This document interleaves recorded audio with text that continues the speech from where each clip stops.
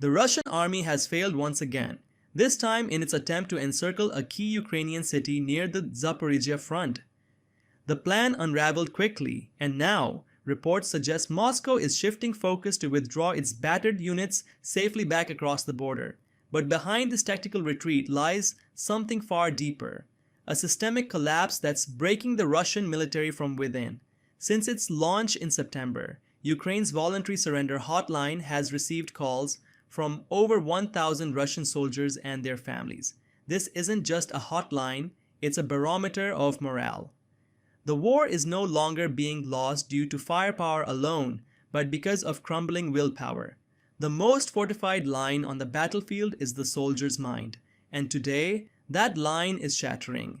A chilling example is the state of the 108th Airborne Assault Regiment, operating near Zaporizhia.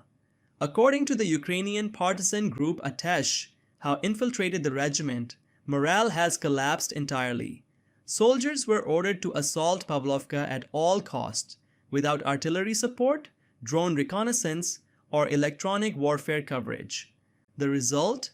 Continuous losses, mental breakdowns, and desertions. When field commanders began pushing rear units and even disciplined officers into the front lines, panic set in. Suicide cases rose. Soldiers began to question not only their orders, but their entire purpose. A phrase echoed in the trenches, "Everyone is next." In such an environment, loyalty disappears, and with it, discipline and cohesion. This isn't an isolated case. Across the southern front, Russian attacks lack coordination and logic.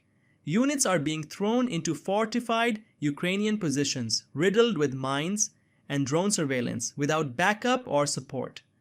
Troops barely leave their trenches before being hit with drone-guided artillery. The wounded often cannot be evacuated. Despair becomes routine. In the 41st Combined Arms Army, a once formidable force that pushed toward Kyiv in early 2022, the collapse is even more stark.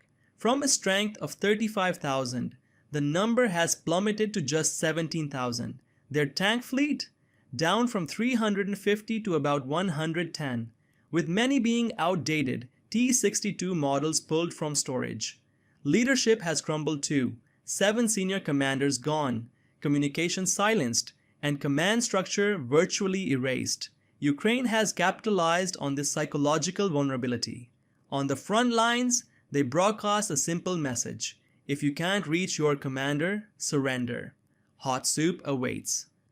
What started as a psychological operation is now producing real results. Over 7,800 soldiers from the 41st Army have reportedly surrendered. Voluntary surrender hotline data shows a steady increase. And these figures don't include battlefield surrenders not processed through official channels. By May 2025, over 20,000 legal cases in Russia were filed for desertion, insubordination, and refusal to serve. Nearly 18,000 led to convictions. Some months saw over 1,000 new cases filed. The Kremlin tried to tighten the law. Voluntary surrender was criminalized, carrying a penalty of up to 10 years. In April 2025, one soldier received a 15-year sentence. But the desertions continue. Drone-guided surrenders are now common. Loudspeakers, water bottles, and drones dropping surrender notes are enough to convince exhausted men to give up.